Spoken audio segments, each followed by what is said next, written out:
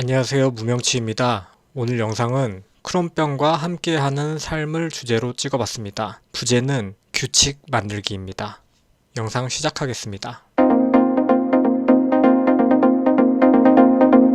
일단은 제 영상을 처음 보시는 분들이 있을 수도 있을 것 같아서 간단한 병력이랑 제 소개를 하자면요. 저 같은 경우는 2006년 1월에 궤양성 대장염 진단을 받았고, 그리고 2007년 4월에 크론병을 확진을 받았습니다. 이후 지금까지 관해기를 계속 유지를 하고 있고요. 그래서 관해기가 연속 15년 차가 되었습니다. 저는 소화기 내과 의사는 아니고요. 현재 치과 의사 일을 하고 있는 크론병 환자고, 이 영상은 10년 넘게 제가 크론병에 관해서 했던 제 생각을 정리를 한 영상이고요. 사실 데이터나 증거 같은 거는 없습니다. 그리고 이 영상에는 좀 부끄러운 과거, 그리고 좀 제 자랑 섞인 이야기, 그런 것들이 좀 있어요. 그리고 전문가 분들이 보기에는 부끄러운 제 판단 같은 게 들어 있습니다. 그래서 이렇게 좀 불편한 느낌이 드시면 영상 그냥 끄시고 안 보셨으면 좋겠고요. 이 영상의 목적은 환자마다 이제 크론병의 증상이나 반응 이런 것들이 다 다를 수가 있는데, 한 명이라도 제 영상을 보고 이 사람이 어떤 식으로 크론병을 관리를 했고 계속 관해기를 유지를 하고 있는지, 그런 거에 대해서 그런 판단하는 근거라든지 그런 판단의 방향, 그런 거에 대한 힌트를 좀 얻어 가셨으면 좋겠어요.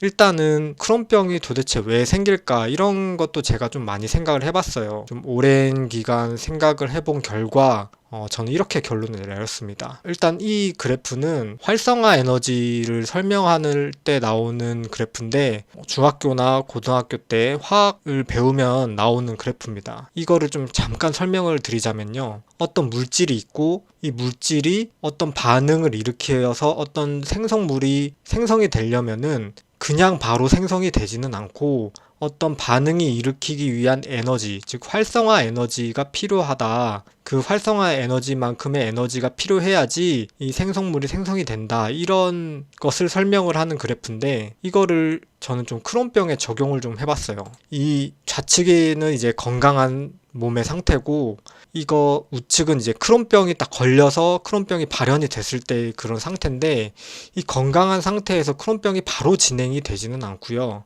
저는 이런 업보 같은 게 좀 쌓여야지 이게 크론병이 진행이 된다고 생각합니다. 이 업보라는 거는 뭐 먹는 거를 잘못 먹었던지, 뭐 스트레스를 많이 받았던지, 뭐 몸에 무리를 많이 가는 일을 했다든지, 뭐 그런 거에 대한 종합적인 점수 같은 거라고 생각을 해요. 그런 종합 점수가 계속 쌓이고 쌓이면은 이게 크론병으로 확 진행이 된다, 그렇게 저는 보고 있고요. 근데 이제 이 업보가 좀 많이 필요한 사람도 있고, 이 업보가 조금 필요한 사람도 있고, 이렇게 보고 있습니다. 이 업보가 많은 사람과 적은 사람의 차이는 저는 유전자라고 생각을 해요. 어떤 특정 유전자가 있는 사람은 크론병에 쉽게 잘 걸리고, 크론병을 유발하는 그 유전자가 뭐 상대적으로 적은 사람은 업보가 좀 많이 필요하다, 이런 식으로 생각을 합니다. 그래서 유전자도 다 영향을 미치고, 본인이 어떤 생활을 했는지도 다 영향을 미쳐서 이런 크론병이 생기지 않았나, 이제 그렇게 생각을 하고요.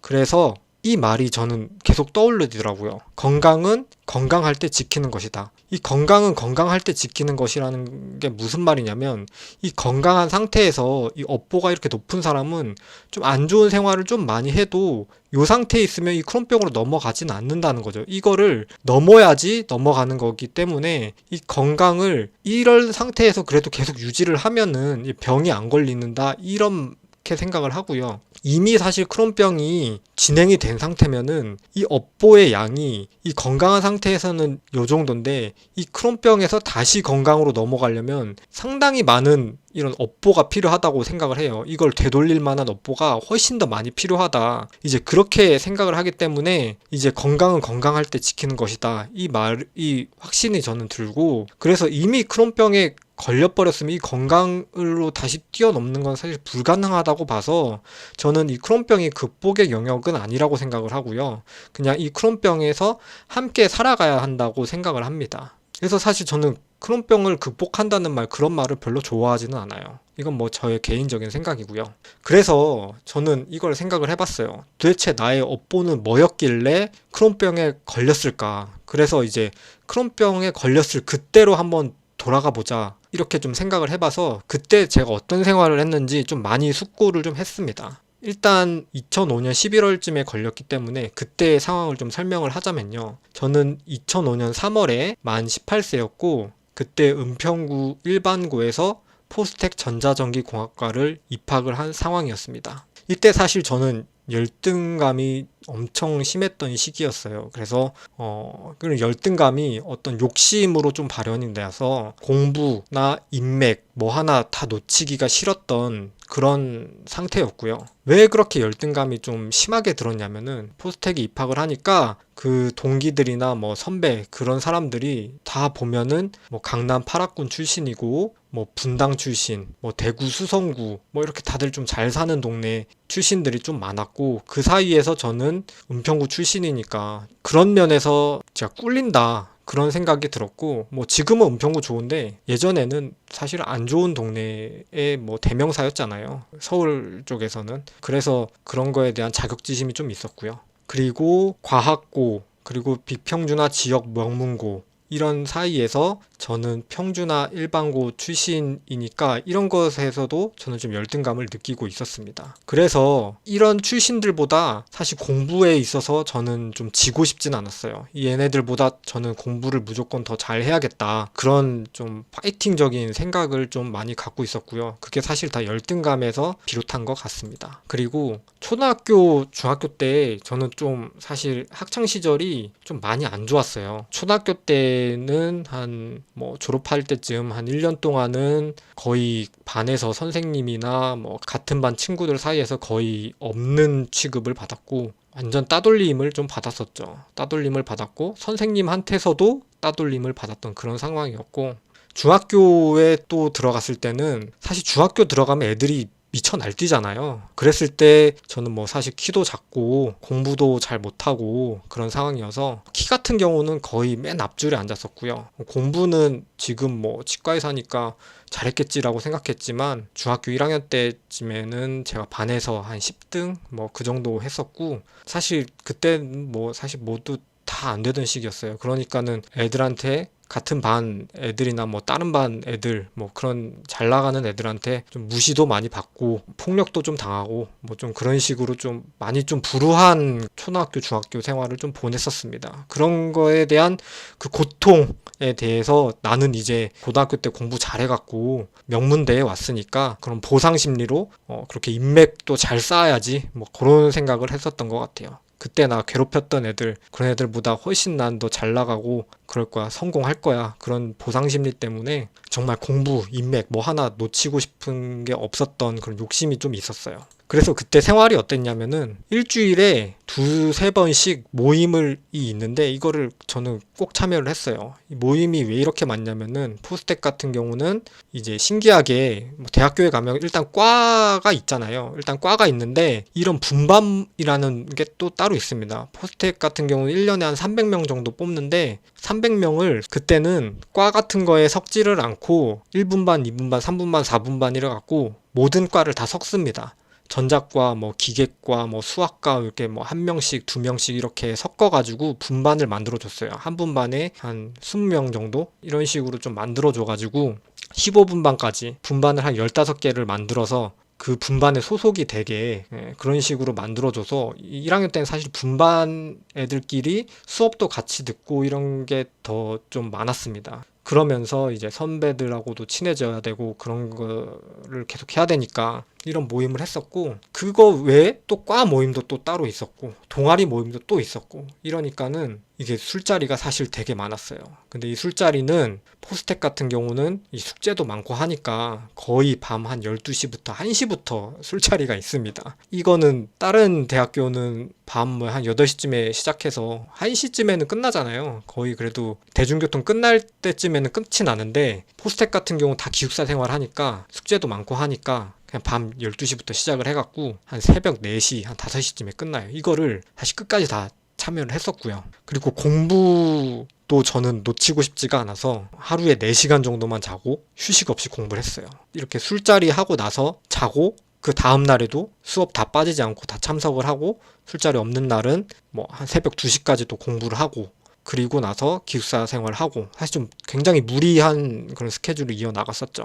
그래서 이제 1학기 동안 그렇게 보내니까 열심히 하니까 성적이 한 4.3점 만점에 한 3.96인가? 그 정도 받았어요. 그게 보면은 이제 분반에서는 이제 수석이었고 과에서는 차석이었고 그 정도 성적을 받았었고요. 이때 딱 성적을 받으니까 모든 스트레스가 딱 사라지면서 저의 그런 열등감이 또 막 폭발을 하는 거예요. 아, 내가 이 은평군 출신의 파락군도 아니고 일반고 출신이고 난 과학고도 아닌데 또 과학고 사이에서 선행도 안 했는데 과학고 출신들은 선행 다 하잖아요. 1학년 거는 거의 다 선행을 하거든요. 안 하는 척 하는데 다 선행하는 거 제가 다 알고 있어요. 선행하는데 안 하는데도 나는 이렇게까지 다 잘했네. 난 진짜 천재인가? 막 그런 생각을 했어요. 사실 포스텍 같은 경우는 일반고 출신이 1학년부터 성적을 잘 받기가 어려워요. 왜냐하면 과학고 출신이 한 30% 되는데 그 친구들은 선행을 다 하고 와가지고 전 솔직히 그게 반칙이라고 생각을 하는데 어쩌겠어요. 이미 그쪽에는 시스템이 그런데.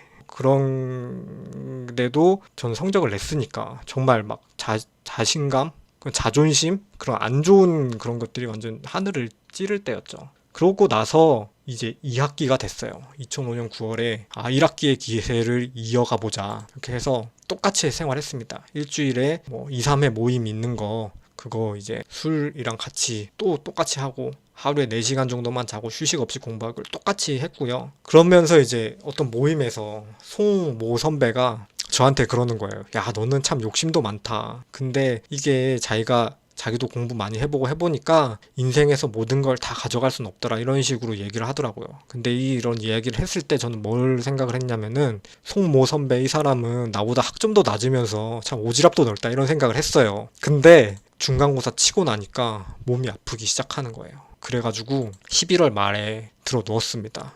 들어 누워서 이제 부모님이 오셔갖고 기숙사에서 저를 싣고 포항 성모병원 응급실로 가게 됐어요. 이 11월 말이 언제쯤이냐면은 그 12월 초 되면은 기말고사가 시작을 하거든요. 사실상 2, 3주만 버티면은 그 학기는 끝이에요. 근데 제가 그때 들어 누워버린 거예요. 그러니까 이게 도대체 어떻게 해야 돼? 이 기말고사를 어떻게 해야 돼? 막 빨리 기말고사 쳐야 되는데 약간 그런 느낌? 그런 느낌으로 이제 응급실로 실려간 거죠. 그래서 11월은 참 저한테 굉장히 그때는 힘들었어요. 왜냐면은 이제 기말고사 이제 얼마 안 남았고 이렇게 하면 중간고사도 잘 쳐놔가지고 정말 이제 끝인데 그럼 이제 곧 있으면 방학인데 이것만 버티면 되는데 이게 왜 내가 이렇게 아프지? 약간 그런 느낌? 그래서 응급실에서 이런 이야기를 하더라고요. 엑스레이를 찍어보더니 젊은 나이에 대장암일 수도 있다 그러더라고요. 너무 상태가 안 좋아서. 그래서 이거는 서울로 가셔야 된다 그랬어요. 그래서 서울로 가면서 대장암일 수도 있다고 이야기를 들으니까 사실 죽을 수도 있다 그 이야기잖아요. 근데 사실 죽어도 여한은 없었어요. 왜냐면은 저는 막 그렇게 인생에서 그렇게 행복을 느낀 적은 없었어요. 그냥 사실 고통 속에서 살고 있었고 계속 뭐 공부만 하고 뭐 학창 시절도 그렇게 뭐 즐겁게 보내진 않았고 그런 상황이라서 사실 딱히 죽어도 여한은 없었던 그런 상황이었고 그냥 이 정도 살았으면 됐지 하면서 이때 사실 죽으면은 천재로 그냥 기억되고 뭐 이렇게 사라져도 뭐 사실 인생에서 그렇게 나쁘진 않다 그런 정도는 생각은 하고 있었어요. 근데 이제 신촌 세브란스 응급실을 가니까 거기서 좀 더 정밀 검사를 해보니까 이제 궤양성 대장염이라고 하고 좀 입원 기간을 길게 가져가야 돼서 학교로는 못 돌아간다 그러더라고요. 그래서 이제 중간고사 성적도 좋았고 사실 기말고사 공부도 뭐 아픈 상황에서 진짜 투혼적으로 공부 많이 하긴 했어요. 많이 해가지고 이제 기말고사만 치면 되는데 이런 상황이었는데 어쩔 수 없이 이제 시험을 아예 못 치는 상황이니까 시험 못 치는 상황에서 막 교수님들한테 메일을 몇 개 보내봤어요. 이제 수학 교수님 뭐 여러 가지 교수님한테 보내봤는데 몇몇 교수님은 중간고사 성적으로 이제 대체해 주신다고 해서 그렇게 됐는데 어떤 한 과목은 너는 F다 이러더라고요. 그래서 F 받을 수 없으니까 그냥 병으로 그냥 휴학 때려버렸고 그때 사실 마음은 너무 아까웠어요.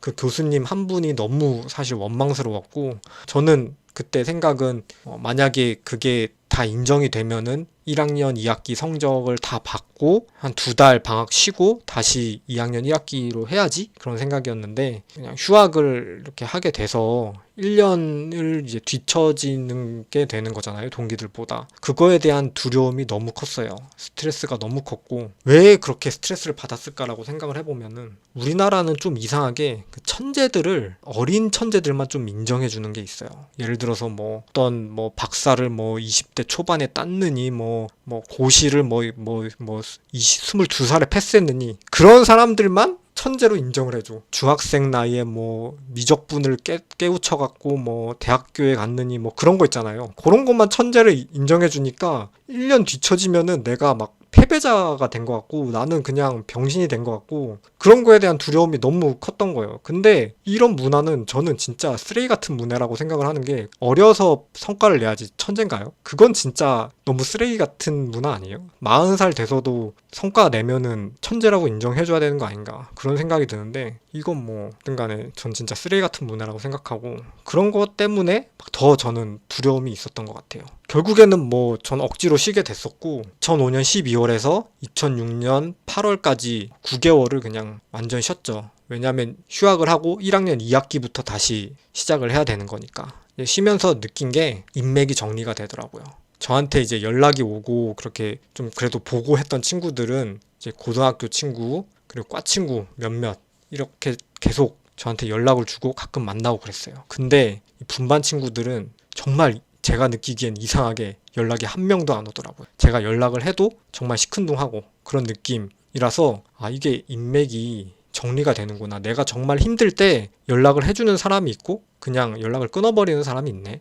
저절로 정리가 되네. 그런 생각을 좀 했어요. 그리고 쉬어도 안 죽는구나. 그걸 느꼈어요. 저는 공부를 중학교 2학년 때부터 시작을 했는데 그때 이후로 사실 쉬운 적이 없어요. 거의 매일 공부를 했고 남들 쉴 때 뭐 추석이나 설날 이럴 때도 다 공부를 했거든요. 고등학교 때는. 그러면서 사실 쉬면은 큰일 난다는 좀 강박 같은 게 좀 있었던 것 같아요. 강박증 같은 약간 정신질환이 있었던 거죠. 근데 이게 쉬어도 안 죽는다는 거를 그때 깨달았어요. 그리고 의외로 내가 쉬는 거를 아주 좋아한다는 걸 알았어요. 쉬면서 너무 행복하더라고요. 그리고 이 친구들한테 가끔 연락이 오면은 저는 맨날 집에 있거든요. 맨날 집에 있으니까 친구들이 물어보는 거예요. 도대체 넌 집에서 뭐 하냐?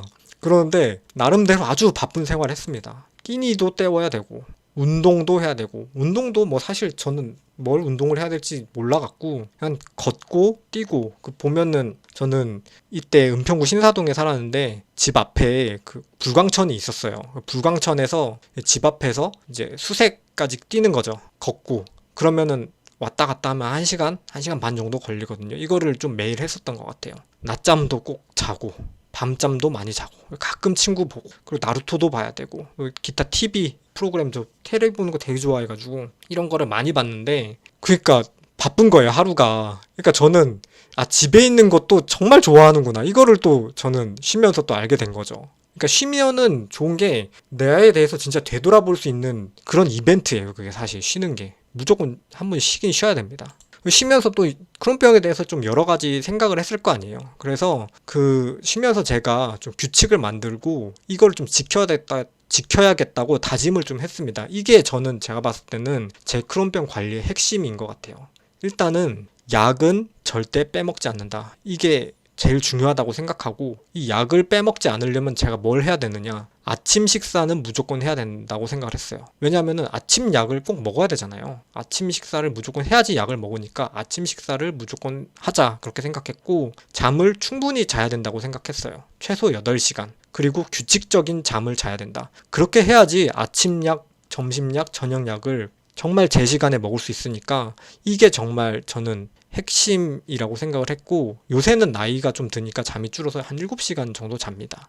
이거를 제가 꼭 지키고 있고요. 그리고 뭐 궤양성 대장염, 크론병 안 좋은 거는 하지 말자라고 생각을 해서 그리고 담배는 절대 안 하고 술은 이게 사회생활 하면 어쩔 수 없이 꼭 해야 될 때가 있긴 하거든요. 정말 분위기상 어쩔 수 없이 해야 될 때 그때는 한두 잔은 하자 이렇게 그때 생각을 했고 이 스트레스가 정말 안 좋잖아요. 자가 면역 질환에. 그래서 스트레스는 안 받는 상황을 만든다. 그래서 이제 인맥 관리는 내가 먼저 억지로 안 한다라고 생각을 했어요. 이 인맥 관리도 사실 스트레스로 다가오잖아요. 애정을 준 만큼 애정을 받아야지 되는 그런 게 사실 인맥 관리잖아요. 그러니까 인맥 관리를 내가 먼저 억지로 하지 않겠다라고 다짐을 했어요. 좀 인맥 관리도 스트레스로 다가올 수 있기 때문에 차라리 이거는 최소한으로 줄이자 그렇게 생각을 했고, 그리고 할 일 뭐 공부나 뭐 숙제던가 그런 거는 이 시간에 맞춰서 최선을 다하자 그렇게 생각을 했어요. 이 시간에 맞춰라는 거는 이 자는 시간에 맞춘다는 거죠.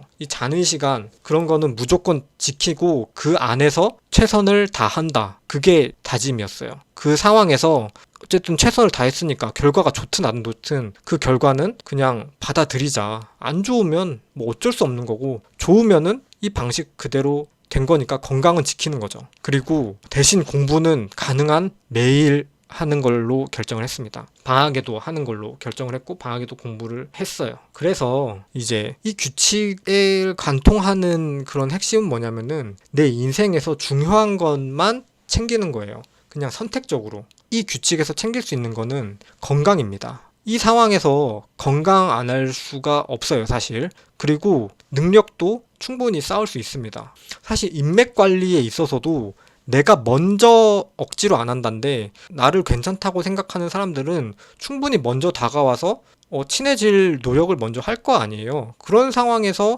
나도 어느 정도 이제 노력을 선택적으로 이제 기울일 수 있는 거니까, 그런 상황에서는 인맥 관리도 충분히 될 수 있는 거죠. 사실 인맥 관리는 나를 좋아하는 사람만 챙기기도 바쁩니다. 원래 그렇잖아요. 나를 별로 안 좋아하는 사람들은 그냥 끊고 가는 거예요. 별로 중요하지 않은 사람은 그냥 인생에서 제하고 가는 거죠. 그래서 이 규칙을 갖고 그리고 다짐을 하고 개강이 됐어요. 개강하고 느낀 점이 있었는데, 인맥에서 느낀 점은 2006년 9월에 이제 개강 파티를 이제 하잖아요. 그래서 과 개강 파티가 있었어요. 과 개강 파티를 가니까 선후배 동기들이 저를 아주 다 환영을 해주더라고요. 이 친구들은 사실 아직도 좋게 지내고 너무 정말 잘 지내고 있습니다. 근데 이거랑 다르게 분반 개강 파티에 갔어요. 이러니까 저를 거의 소 닭 보듯이 취급을 하더라고요. 그러니까 내가 몰랐는데 왕따였구나. 그래서 나한테 연락도 안 하고 이랬구나.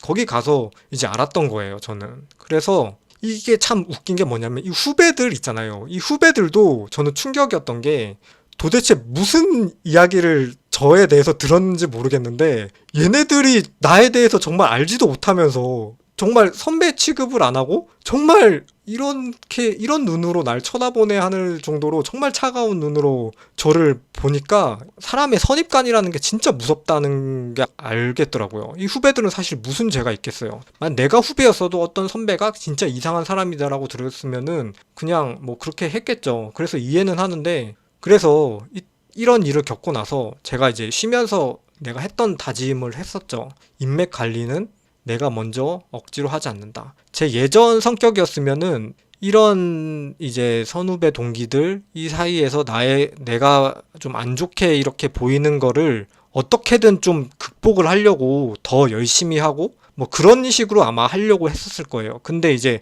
저는 이제 크론병 환자고 뭔가 선택적으로 이제 해야 되기 때문에 포기를 했습니다. 분반 모임은 그냥 포기를 했어요.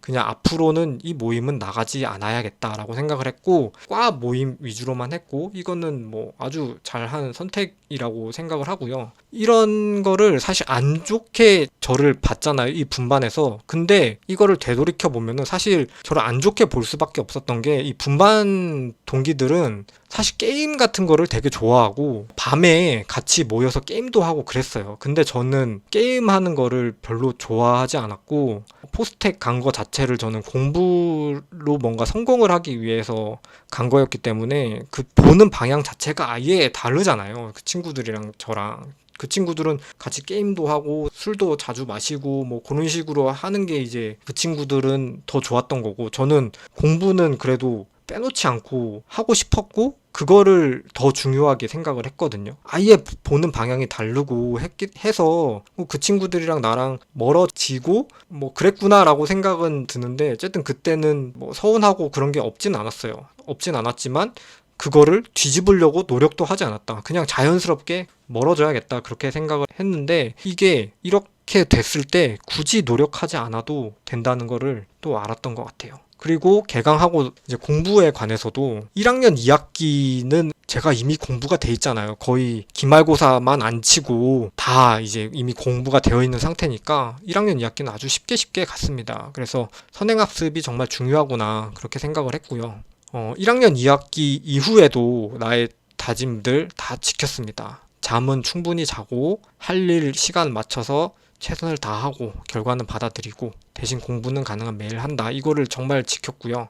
사실 잠 충분히 최소 8시간 자는 거 포스텍에서 사실 불가능한 미션이거든요. 근데도 저는 했습니다. 포스텍 나온 사람들 중에 한번 물어보세요. 주위에 있으면 최소 8시간 잔 사람이 있다는데 이게 말이 되냐고. 이거 여기 다니면서 이렇게 한 사람 저밖에 없을 거예요. 그러면서 저는 제 말 다 지키고 최우등 졸업했습니다.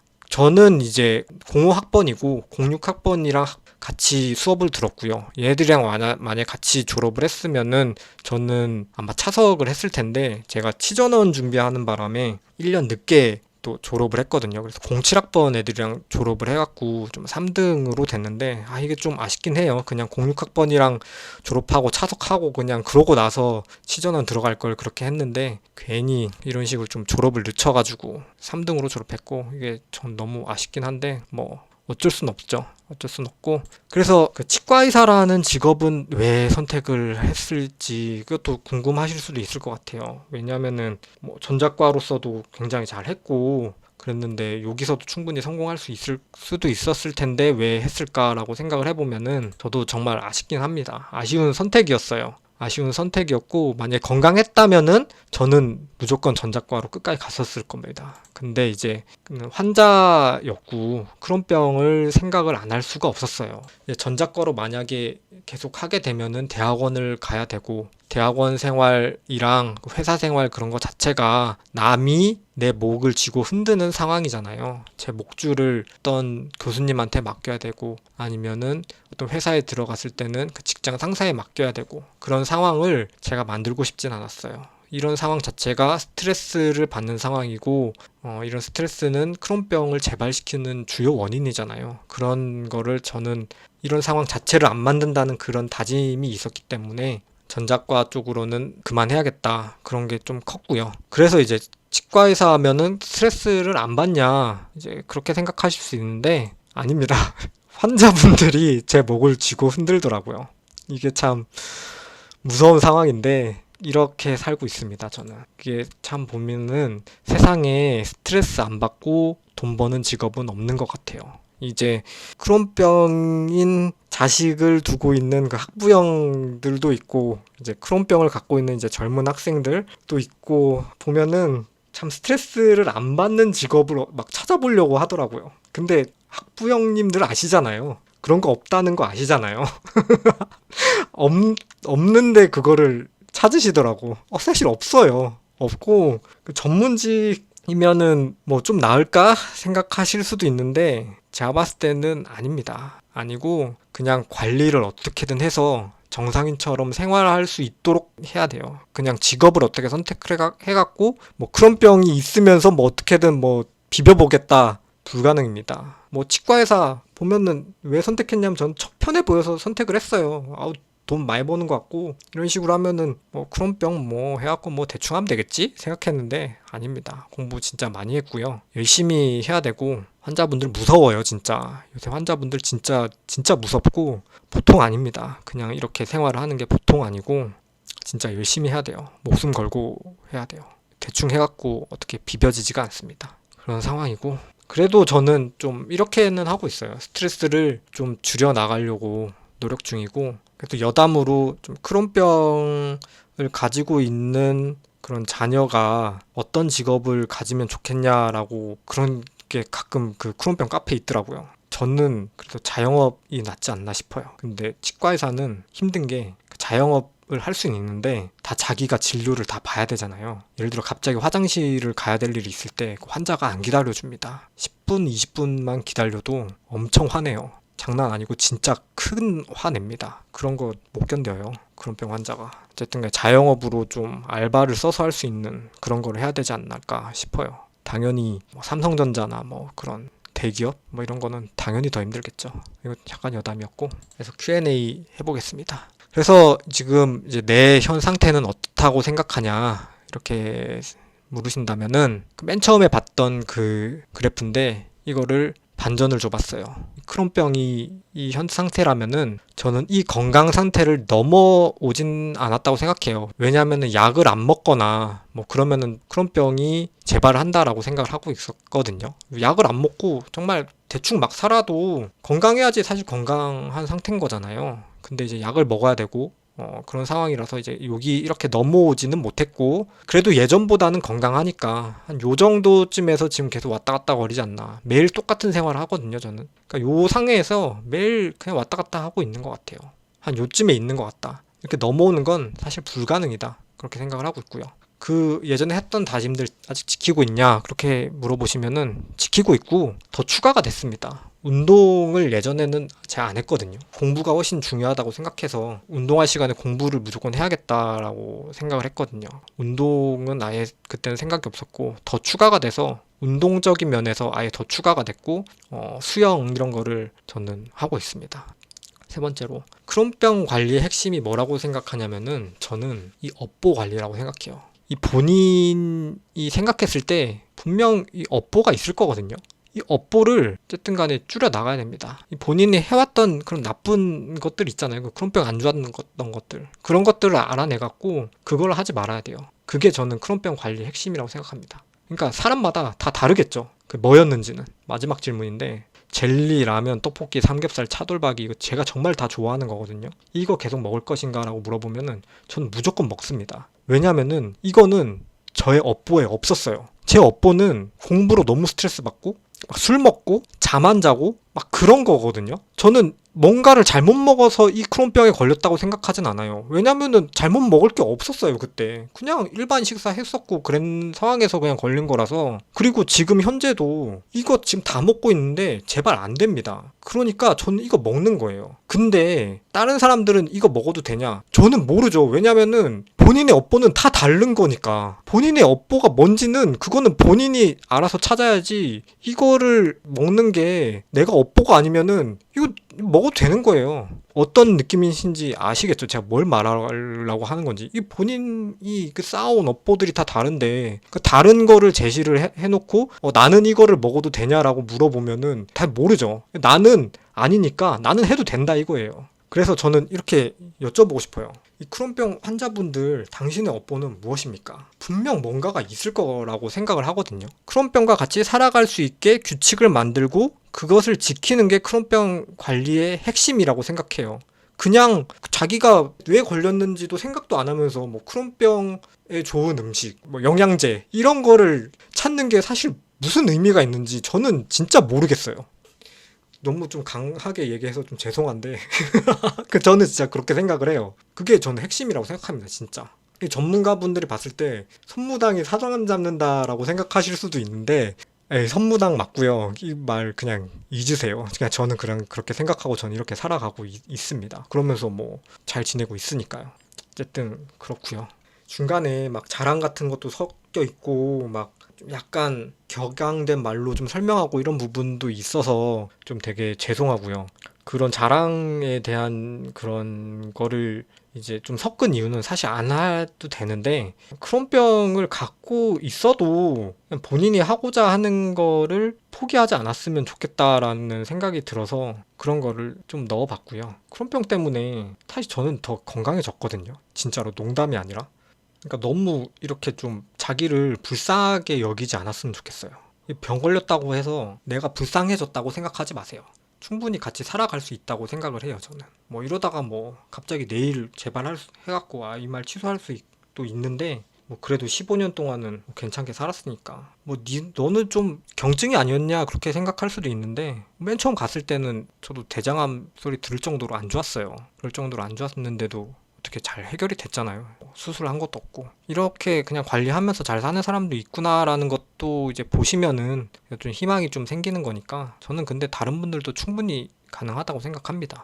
그렇다고 무턱대고 저 따라하지 마세요. 이 영상은 따라하라고 만든 영상이 아니라 본인의 답을 찾아가라고 만든 영상입니다. 이 영상을 통해서 힌트를 얻고 본인의 규칙을 찾아가서 이 병이랑 함께 잘 살아가라, 그런 측면에서 만든 영상입니다. 네, 지금까지 제 영상 봐주셔서 감사합니다. 연일의 스케일링은 건강보험 적용이 되는 진료 항목입니다. 가보고 싶은 집 근처 치과에 가서 예약 후 진료를 받으세요.